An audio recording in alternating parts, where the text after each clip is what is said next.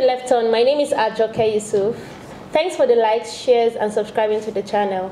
If you're new here, Left On is where we dive into captivating stories of African trailblazers who have mastered the act of unexpected life twists, from childhood dreams to remarkable results. On the spotlight today, we have a remarkable individual. He is a startup builder and an angel investor who currently leads First Founders, a fast-rising tech-focused venture studio in Lagos and New York. David Larry Messon is a multi-award winner who was named a 2022 James Curry Scholar at the University of Lagos, 2022 Business Day Top 100 SME Leaders, 2022 Guardian Top 50 CEOs in Nigeria, UK-based CEO Monthly Magazine 2022 CEO. Okay, now this is a lot. 2022 obviously was a good year. Thanks for coming on the show. We would like to know what exactly happened in 2022. There was a lot of awards. Would you want to tell us what happened? Thank you very much, first, for bringing me to this very beautiful, beautiful show called Left On. You're welcome. And I'm very excited to be here to share my stories. Hopefully, I will share some tears, you know. But let's think about it. So, talking about 2022, I mean, honestly, 2022 was a very great year for me. Okay. You know, and when you talk about an artist that drops of music and the music goes bam, and then and they say, wow, when is your big year, you know? So as an entrepreneur, I'll say 2022 was pretty much like my big year because I raised a lot of funds for startups. And of course, when you raise money, you make some money, I'm saying. So I made some money. I was able to invest in a number of startups.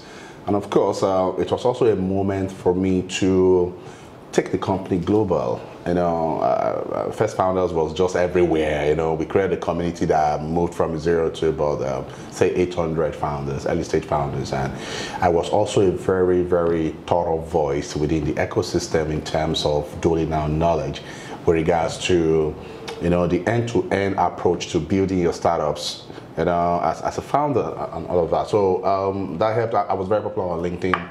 You know, I was doing a lot of stuff, doing a little write-up. I was a voice everywhere, both in London, you know, Nigeria. I mean, just everywhere. So it was a very big year, and I think that people were watching. They were seeing all of those things, and they could feel the impact, and it was sort of measured, and they just felt, okay, you know what, this guy's done well. Let's recognize all of his effort. So I would say from the path perspective of impact, financial growth, brand growth, and all of that, I mean, it was just a good time. So those are the things that basically happened. So I would say that it was more around the impact that we made within the ecosystem with regards to startups, raising funds, and more importantly, the voice that I was able to put out there in sharing deep insights that help entrepreneurs to sort of grow within the ecosystem, sort of helped. No, nice. Thank you so much for sharing. Yeah. So I'd like to go back to the first questions. Like, let's rewind back, right? Your name, Messon, right? Yeah. We'd like to share where did the idea come from, right? Messon, it's a number, right? Number 9. Yeah, right? absolutely. You know, a lot of people ask me that question. When I say, my name is David Larry Messon, I say, wow, how come? Why Messon and all of that? So my great-grandfather gave birth to several sons, and he was naming them, and then, you know, how you give birth to your night son, like, how can you Messon? You know, that kind of stuff, all of that kind of thing. So that was where that name came from. My father's name is Anthony, but I decided to pick my own grandfather's name because the name was very unique for me, and more so for the fact that it commanded attention. And for me, my own way of building confidence is basically things I hear, things around me, and things, you know, that get into my head. So all of these things sort of, I feel that every time people talk about my name, it's also a means for me to start conversations and to also get your attention, you know. And I got your attention. Look at you asking you that question right now, you know. Yeah. So I think that's pretty much the story behind the name, Messon. Okay. That's amazing. So you want to share a bit about your childhood? What was it like for you? What kind of family did you grow from? Are you born with a silver spoon? Or what exactly do you want to share a bit about your experience growing up as a child, and what you wanted to be? I want to be a doctor, a lawyer? So the reality is that from birth, I mean, I wasn't born a rich boy. Okay. But my parents were not poor at the same time. So, I mean, born March 4th, 1983. I was born in a place called Isolo General Hospital, to be more precise. And I think my parents were living, and first they were living in a one-bedroom apartment. Okay. And they had a sitting room and a parlor and all that.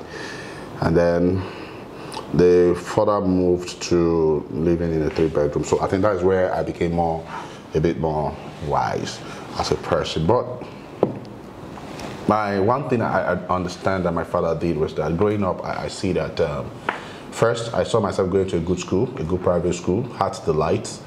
And then from there, I saw that my father had this very large, library, filled with books and all of that. And I'm always saying reading in that library. So how as a child you go to meet your father in in that space, reading all of that. And at some point he started giving me those books to read, and that was what first pushed me to having to read. I mean, today I love reading. I read a lot of books and all of that, and I've also authored a book myself. But then the reality is that I grew up with parents. My father was a teacher, my mom a businesswoman who does business across the West Coast. That is from Nigeria into Republic of Benin to Ghana and Togo and all of that, And at some point, they got broke, and we had to move from our 3-bedroom to a single room. I had 3 younger ones, so we're 6 in the family, so we're all sort of living in that space. But the very most important thing that I think I picked as a kid, growing up, as the value that my parents taught me, the value of contentment, ability to work hard, and most importantly to self-development. I see that self-development was a very, very important element. Maybe the only element I would say I didn't pick from my parents was the part where you are a little bit complacent. I feel my parents are a bit complacent.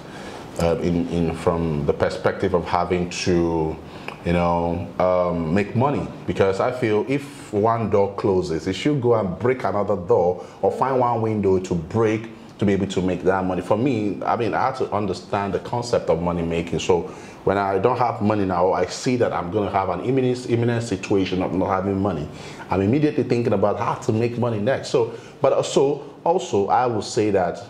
Saying that, I didn't want to live the kind of life they were living, where you are moving in a topsy-turvy way, where you will have some money today, you don't have some money today, tomorrow, and that is sort of affecting lifestyle and also the upbringing of the family. The kids and all of that. Imagine I went to private schools and up until primary 6.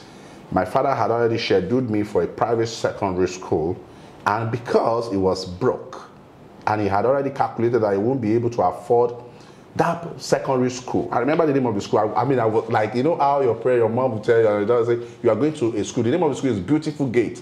It's a private school, top school. And I was like, whoa, I'm going to Beautiful Gate. And then the next year I ended up in Mushin High School. Oh, wow. I look at it, my father invited me to one corner one day and said, son, you know what? I don't have all of the money to send you to Beautiful Gate. So that idea of you going to Beautiful Gate, we have to kill it. Oh, wow. I have another choice for you. But trust me, you're going to do well because it's a public school. And you are coming from a private school, so you're definitely going to do well. I'm like, okay, so what's the name of the school? He said the school is at Okota. It's called Motivational School. I said, what? Motion what? I think it was, Beautiful Gate. From Beautiful Gate to Motion High School, And then we got on the bus, went to Okota, and they enrolled me in Mushin High School, a blue and white uniform school with, the students all making noise in the classes, several things going on, all of that. So it was very strange to me. And they took me to my class, GSS 1D, and I was there looking at everybody. And the English teacher came into the class and was like, new class, introduce yourself. And because I went to an American private school, so I still had an accent. The moment I spoke, he was just like, you are not part of these people, you will be the class captain of this class. So for me, I would say that was how my own leadership I was prefect in secondary school, in primary school, but getting into secondary school, that was when I saw leadership bestowed upon me, not because of the fact that I was voted or something just by some sort of favor. You get what I'm saying? So pretty much that's it for me, and that's how growing up was for me. But one core thing was that self-development and ability to keep learning, and I know were part of the things that I picked from my childhood. I'm from Badagry, Lagos State. Okay. I'm a Lagosian. And of course, I grew up as like every regular child. I rode tires. I carried pong. I made my first $10,000 selling gala in traffic, hawking Capri Sun, selling popcorn and pure water. You know, and while getting into, after secondary school, getting into, you know, a polytechnic, I had to hustle for myself to pay school fees and all of that. You get what I'm saying? And then I had to paste posters at night. I go to school in the morning, close by 5, then go get posters where they pay me 5 naira per poster to paste these posters and all of that. And I had to do that up to say 12 midnight sometimes to be able to, you know, get that, to get money to buy textbooks, feed, pay school fees and all of that. You know, they were very tough moments. What did I really wanted to be growing up? I wanted to be a pilot. But that's what I used to tell my mom and dad. I was going to be a pilot because I was so fascinated by the idea of flying. It's the reason why I like to fly everywhere. Sometimes I can just pick my bag this evening and just travel because I feel like just being in the air and all of that. And it's also the reason why I do a lot of skydiving. I love skydiving a lot, you know, all of that. So, but then it's simply because I'm fascinated by the idea of aeronautics, you know, aeronautic engineering and all of that, you know. But for some reason, I took that left turn, you know, and that left turn pushed me into having to create survival metrics, create survival channels for myself. So I would say what I'm doing today, despite the fact that I evolved into becoming very passionate about it, it was primarily because I needed to survive and particularly break the chains of poverty that I saw brimming on top of my family at that point in time. You get? So I will just stop there and then we can move on. I think that's just like a summary of how I was able to get to where I am based on the question. That's very interesting. I was going to ask, I think what I hear from you is you grew up from a family of contented, your thoughts about being contented with what you have, and for you, you felt like that's not good enough to even accept the fact that you are not able to afford life. So that actually made you to start looking for how to survive, right? Can you share a bit about your journey into the world of entrepreneurship and investment? What inspired you? What inspired that decision? Okay, so and how has it been so far? So I would say I picked the first step. I mean, the first point of inspiration for me really was learning from my mother. I see my mom buy things, sell them, and make some money extra. I see her do the calculations right at the dining. So I see her say, okay, Mora, Oja, 10,000, and I'm going to take 15,000. So Mama, 3,000, I save it. You know, which means that I bought something of 10,000. Of course, I made extra 5,000. So for me, that was the part where I began to sort of pick a second interest. Like, okay, I love entrepreneurship, following what my mom does. And for the fact that, you know, my mom often would ask me, so when we became broke, my mom started doing other businesses like, you know, cooking food, doing all of that. And she would say during the fasting period of the Muslims, she would say we should hawk this food to where we have certain crowds. So she often point those places to us, say, okay, go to X, Y, Z, and sell this food to them. And while we were doing that, she would give us some money. You know, she would say, okay, because you've done X, Y, Z, you've done this, you take this change as a reward for having to go hawk for me. And I asked her one day, I said, Mom, so why are you giving out this money? She said, in entrepreneurship, when people work for you, you pay them. So you worked for me, despite the fact that you are my kiddos, you understand? I've got to pay something, so that's your own reward, Anna. And that sort of helped me to begin to become more curious. So I went back to my father's library and I picked the first book. The book is titled Think and Grow Rich by Napoleon Hill. And I started reading that book where I learned about positive mental attitude, PMA, and all of these things. You know, I read about the story of Henry Ford, how he was able to disrupt the car industry in America, and particularly how he was able to create a utility car where everybody were driving very heavy cars and all of that. The utility car was just good enough for the middle class and emerging middle class, and it went viral, and everybody were trying to buy that Ford vehicle and all of that. And it now taught me the power of, creativity. You understand? So that now helped me begin to introspect. And during my introspection, it took me into a moment of discovery where I began to understand the strengths that I have as a human being. Then I realized that my core strength in life hinged on 3 important elements. The ability to think creatively. I'm a very solid conceptual person. I visualize things very quickly. So when you throw an idea to me, I can give you 20 of that same idea in different ways. And which is what inspired me becoming a venture builder today, because if I'm not a venture builder, I can't survive being just a founder. I have to be a venture because I'm generating ideas on the go. So what do I do with this idea? I put these ideas in the hands of people to run. I invest in them to run with these ideas while I'm still giving them ideas to push, and I make money on all of them because I know tomorrow I'm still going to generate that. So yesterday I still generated 3 solid ideas, you understand? So the first thing was ability to think creatively, conceptually.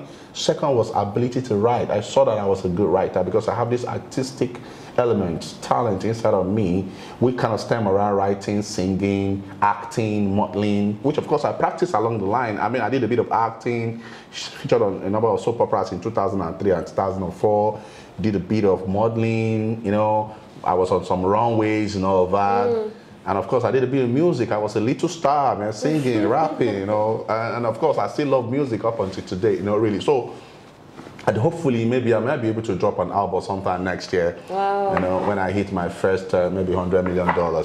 So, but then the reality is that I was second. I thought I had a sense of creativity, and then the third was ability to speak.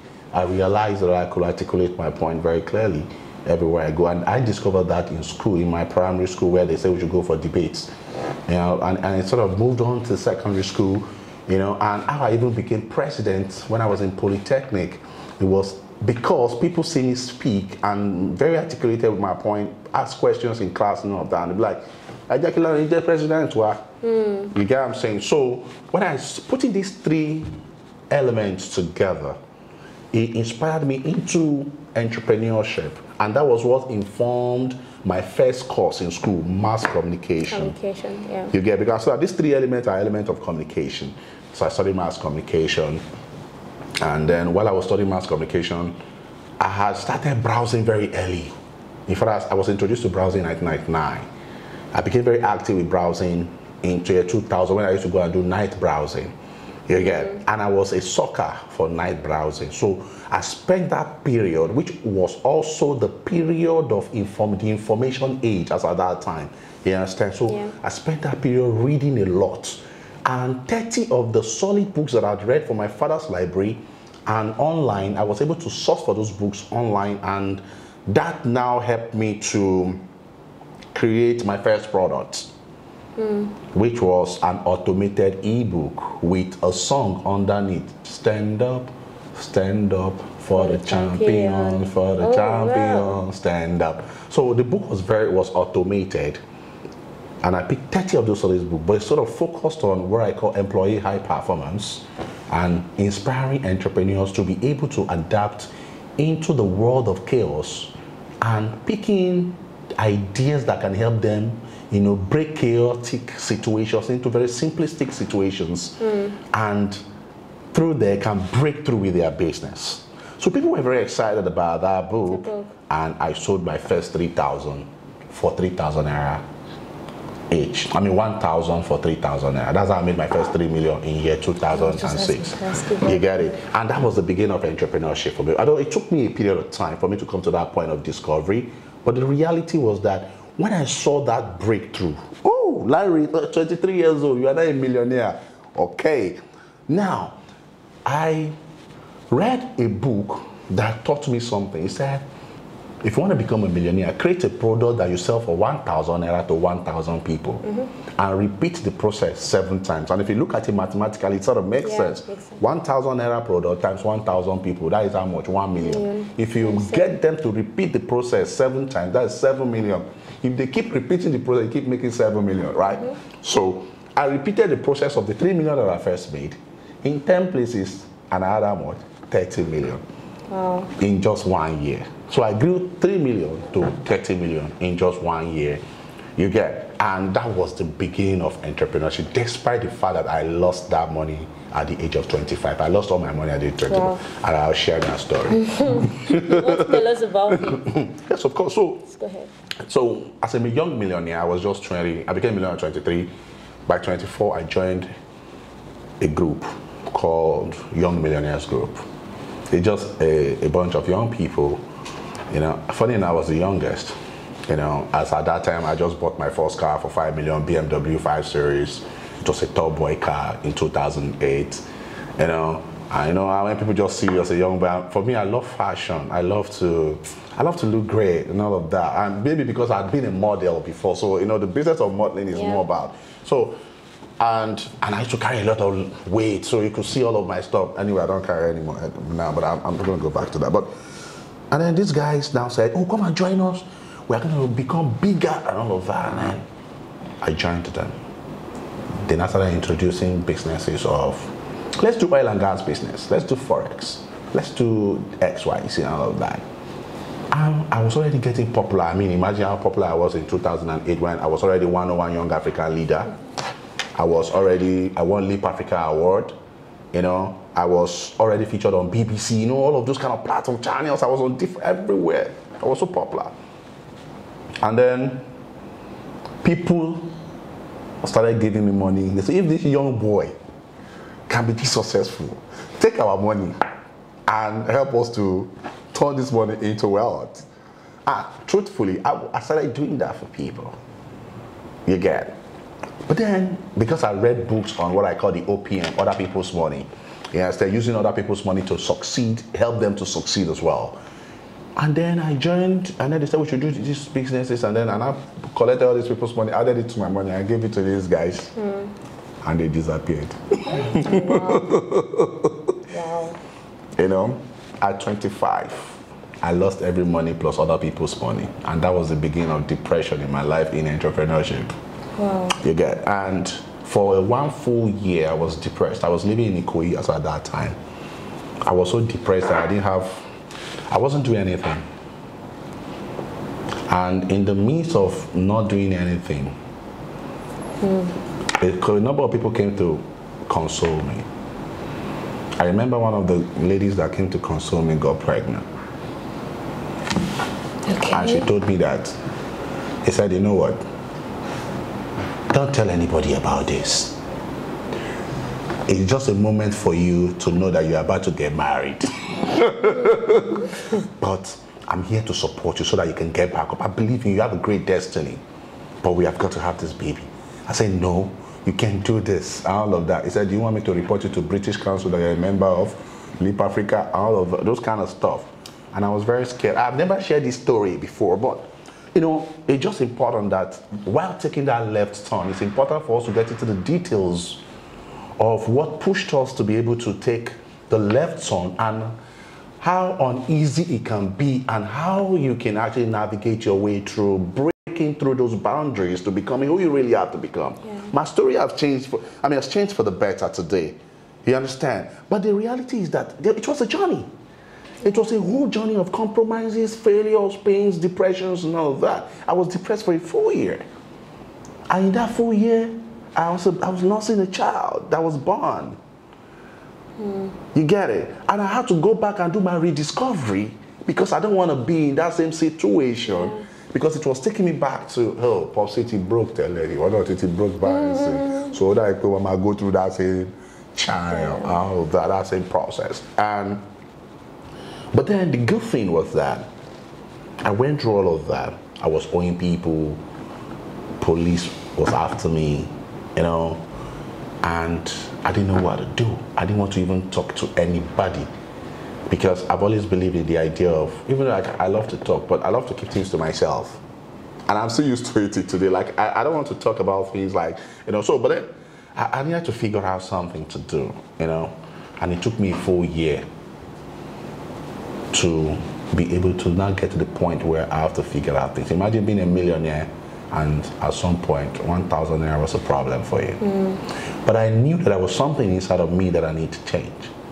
You get, and at that point I started thinking, Larry, why didn't you should have gone to get a job? Why entrepreneurship? Maybe entrepreneurship is not for you. You should have gotten a job.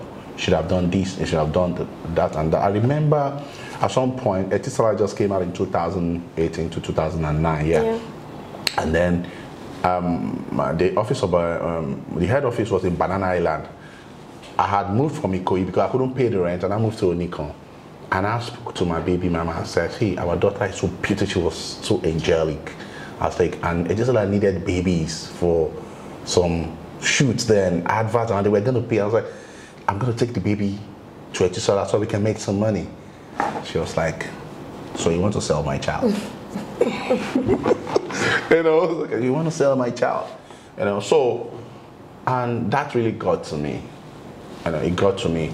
But the good thing was that I understood that this is a period in which I need to take the bull by the horn. I have to really do something different. And by December of that year, I took myself to church. When I got to church, and then I got more clarity about, hey, come, you've got to take your life on by yourself, because if you do not take it, you're going to take double left turn. You understand? And the following year, I just picked up myself and started doing something. I started moving from one office to the other and saying that, hey, come, I'm good at communications, I'm good at writing, all of that. Then I went to one of the companies on Awolowo Road, and the lady said, it's an energy company. The lady said, you said you can write.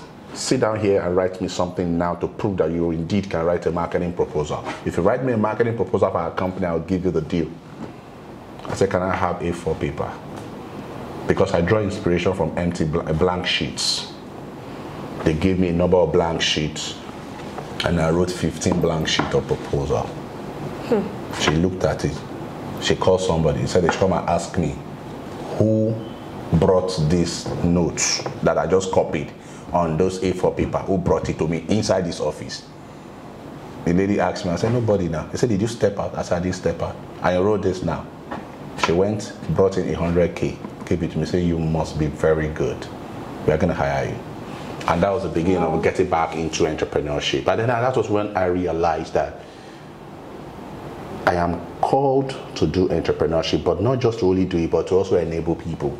And that was how the business of venture building started. However, it wasn't particularly very clear. Fast forward up until 2018, I started the first version of the venture studio, but it wasn't successful.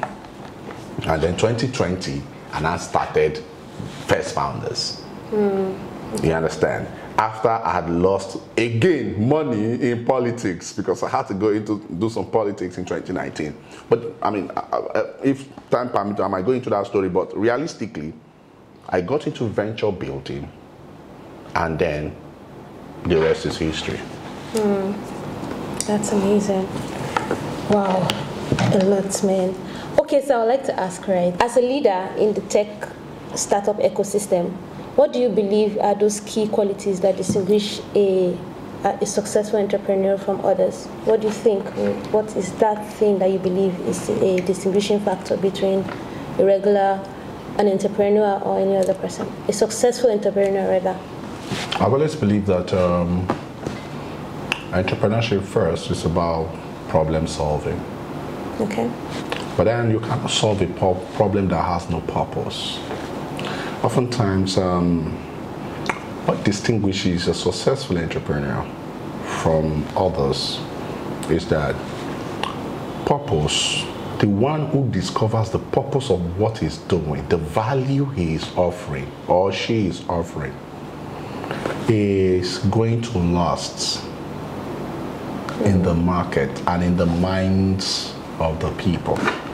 When an entrepreneur does not answer the question of purpose, your vision becomes very undynamic and bleak. And when your vision becomes undynamic and bleak, it means there is no clarity. And when there is no clarity, you cannot be consistent with something that you are convinced about. But you must note that there are two types of entrepreneurs that we have on earth. There are those who are entrepreneurs for survival, and there are those who are entrepreneurs for revival. Okay. Those who are entrepreneurs for survival are just going to be doing what we call buying and selling, and just putting something out there to try make money. But the entrepreneur who is there for revival is creating a solution that answers to the question of a major need, and we continue to rebuild that solution to continue to fit into the real niche needs of the market in such a way that the customer becomes your mouthpiece. The customer moves the campaign of your purpose from one place to the other. But then in terms of itemizing it or to create a highlight, an entrepreneur must be purposeful. Yeah. You must be visionary. You must be very clear. You must have strong clarity about what this that you're trying to do. You must remain consistent, because in entrepreneurship there will be times when you will experience downtime, and there are times when you will just grow up the ladder. But you must remain consistent in between that. Another thing is that you must be a great team player. You must know your people that you are working with, and you must learn to create equity for each of them. But then in identifying your people, you must know that you need three important people in business. You need the maven, you need the connector, and you need the executor. The mavens are those who are thinking. They are futurists. They're thinking about the future, they're thinking about now. They are trying to create things that will move the company. They are strategic in their approach. They are the ones that will formulate new product. They are the ones that will formulate new ideas, strategic plans, strategic frameworks, corporate governance, and all of those things to be able to drive the company. These connectors are those who continue to create bridges between the company and stakeholders. They create bridges between the company and customers. They create bridges between the company and partners. They create bridges between the company and every opportunity that the company needs to leverage on to grow. They are called the connectors. The executors are the ones who get the job done. When you run a company and you understand these things, who are my mavens, who are my connectors, who are my executors, it allows you to know how to empower them. It allows you to know how to position them. It allows you to know how to put all of them together to be able to attain the sort of success that needs to grow. But more ultimately, an entrepreneur needs to know, if you want to be successful, you need to know that you cannot own it all. You must learn to share your company with people that work with you. You must learn to create an environment that fosters the dreams of those who work with you. An entrepreneur is unable to create an integrative community for his employees to become entrepreneurs within the company will fail very quickly.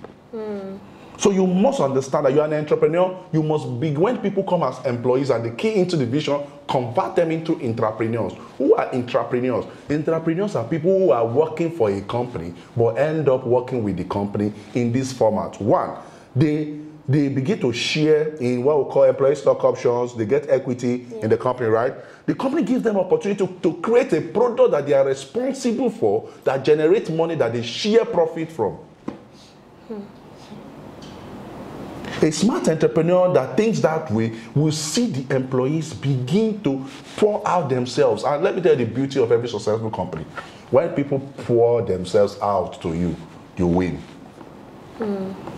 That means they are with you with their two legs. So asking me the question of what distinguishes a successful entrepreneur from the others. The others are those who are thinking for themselves and for their survival. And the successful one is the one who is thinking not just for himself, but he's thinking 20 years ahead and thinking for every single person that works in the company, knowing fully well they are a part of that company. He is not the fire and hire type of boss. And you must understand, it's the reason why I don't like when people call me boss in my company, because I'm not your boss. A boss fires and hires, or hires and fires. Yeah. But a leader is visionary. He collates the vision of the people, turns that vision into one. That is where you see that. You see people being in company and they say, that company is like my family. Because you are now related by vision. There are people who are related by blood.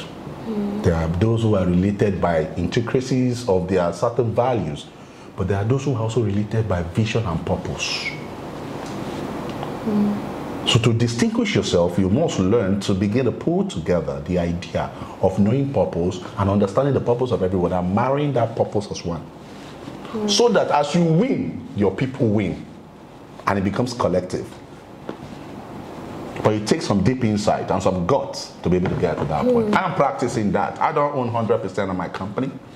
Last year, I still gave out 20% to my most performing staff, and even those who are not performing so well, they get bonus and still get some equity. And those are structures that I feel that will help us to be able to build an equilibrium society for all. This is amazing. This is amazing insight. Okay, you talked about, a successful person has to be a team player, has to learn to have both the mavens, the connector, and the executors, yes. Right? And that's really amazing. So I would like to know, right, you talked about leadership, right? Yes, exactly. Visionary leadership. Visionary leadership. So how would you, building and leading a team, essentially, what are those things, what are those strategies do you use to really assemble and motivate your team to actually be part of it? Aside maybe, okay, I know you mentioned you had a bit of explanation about how to make them buy into it. What other aspects do you use aside, okay, that's one of it? What other strategy would you want to share or you want to share to us? So as a leader, I think that the first things first, never stop doing vision sharing. You must have your vision board, continue to do vision sharing, collective. Then 2, do personal vision sharing. Try to have one-on-one with your people. Okay. And get to know where they are going in their journey and see how it fits into the collective, right? Second is that you must bring equity to the table. You understand? Yeah. Everybody wants to be part of something that they own a part of. My most popular quote is say it is better to be a small part of a big thing than to be a big part of a small thing. You get, let us say a company like a pizza. When you buy pizza, it never comes as a whole bread.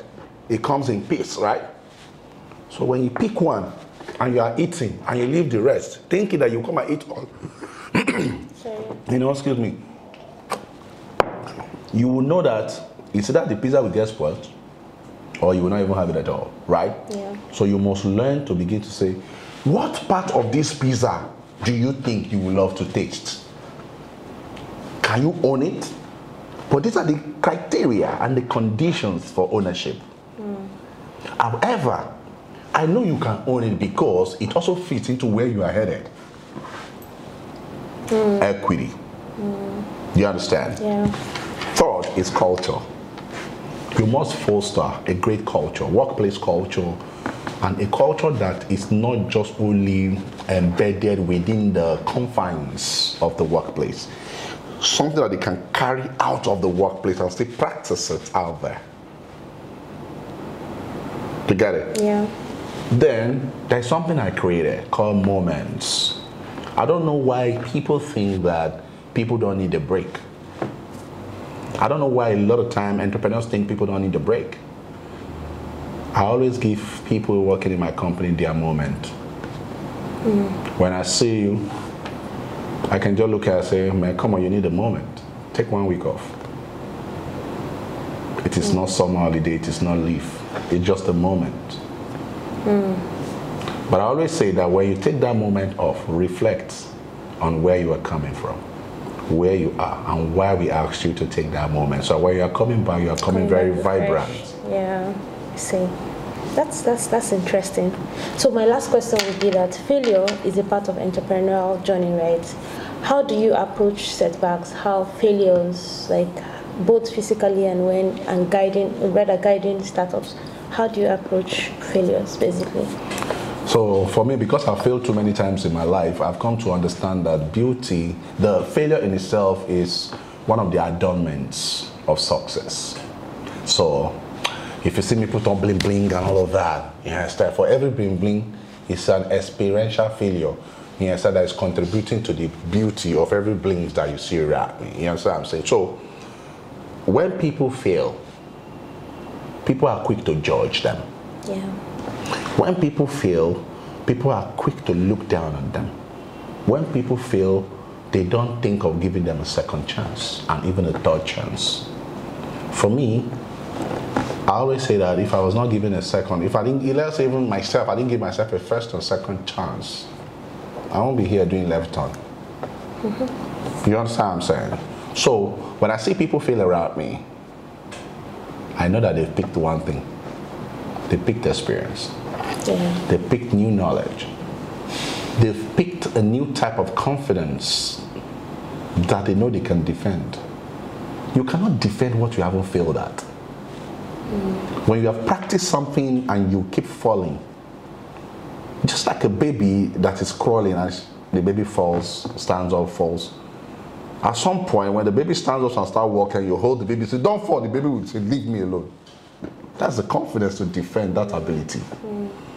Why? Because there is a source of encouragement for that baby to keep standing up every time he or she falls. We must be able to learn. We must learn to do that for people, for entrepreneurs that have failed. In fact, I would rather invest my money in an entrepreneur that has failed before than the one that is just starting. Because the one that is just starting does not understand the dynamics of the route. But the one that has failed understands the dynamics of the route. He knows what pothole to avoid, what pitfalls to avoid. And that is what comes with the whole concept of failure. So I say failure in itself is an adornment for success. It beautifies success. So but we allow people to fail. I'm setting up a bank very soon, a startup bank. And one of the things I want to do is to give failure capital.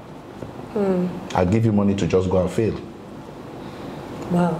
Yes, I'll give you $5,000. Go and do something. If you fail, I won't collect the money back from you. If you succeed, I will invest more money and then we take equity. Because for me, the purpose of what I'm doing, I want to democratize entrepreneurship and access to capital in Africa. That's the purpose. That's why I'm doing everything you see me doing. I'm running a venture studio because the purpose for what I'm doing is to democratize entrepreneurship and access to capital. I'm very passionate about that. You get? Yeah. So that is why I will give failure capital. I'll say, hey, take failure capital and go and fail. $5,000, take it. Do something no one else has done before. If you fail at it, it's okay. Come back again. Until we get to that point, we won't drive innovation. Until we get to that point, we won't have people who will build the confidence to want to imagine. The reason why Africa has not grown to the point that, like the other developing nations, is because we do not give them opportunity to thrive. We are very quick to blame people. We are very quick to confine people to a certain way of thinking without breaking the boundaries of small thinking. When we give people the opportunity to think out of the box, think around the box, think inside of the box, and destroy the box and create a new box, that is when we can truly say Africa will be great. That's when we can drive economic prosperity. And that is why we can drive transformation. And that is why we can stand tall and raise men that will become legends, men that will make history, men that will stand up and defend their families, knowing fully well that there is a platform upon which they can thrive.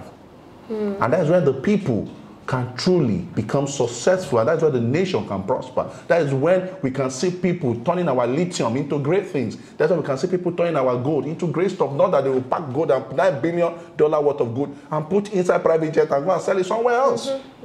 That's when we can turn our cocoa into chocolate here and not move to our cocoa from here to another country. You understand what I'm saying? So all of these things sort of count when we begin to empower people. It's because people are afraid. I just my plant cocoa me low. The chocolate is Thank you very much. This has been a very insightful conversation. I think my takeaway for me is think inside the box, think within the box, think outside the box, break the box and create new box. That's it. And we'll have a great nation. Thank you so much. It's really a pleasure having you on the show today. God bless you. And thank you everyone for watching. Please view, share, like, and subscribe to my channel. Thank you and see you next time on The Left Turn.